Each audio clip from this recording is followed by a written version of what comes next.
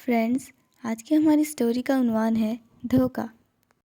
پیارے بچوں، ایک عقاب اور ایک الو میں دوستی ہو گئی۔ عقاب بولا، بھائی الو، میں اب تمہارے بچوں کو کبھی نہیں کھاؤں گا، مگر یہ تو بتاؤ کہ ان کی پہچان کیا ہے، کہیں ایسا نہ ہو کہ کسی دوسرے پرندے کے دھوکے میں انہیں ہی کھا جاؤں۔ الو نے جواب دیا، بھلا یہ کون سی مشکل بات ہے، میرے بچے باقی سب پرندوں سے زیادہ خوبصورت ہوتے ہیں اور ان کے چمکیلے پر دیکھ کے تم انہیں ایک ہی نظر میں پہچان لو گے۔ اور بس میں سمجھ گیا، اب میں کبھی بھی دھوکہ نہیں کھا سکتا۔ اچھا، خدا حافظ، پھر ملیں گے۔ یہ کہہ کر عقاب اڑ گیا۔ دوسرے دن عقاب شکار کی تلاش میں ادھر ادھر اڑ رہا تھا۔ اڑتے اڑتے اسے ایک اونچے درخت کی شاخ پر کسی پرندے کا گھونسلہ نظر آ گیا۔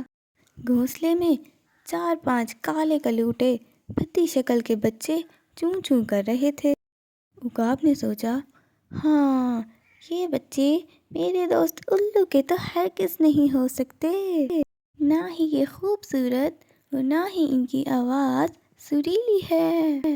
یہ سوچ کر عقاب نے ان بچوں کو کھانا شروع کر دیا۔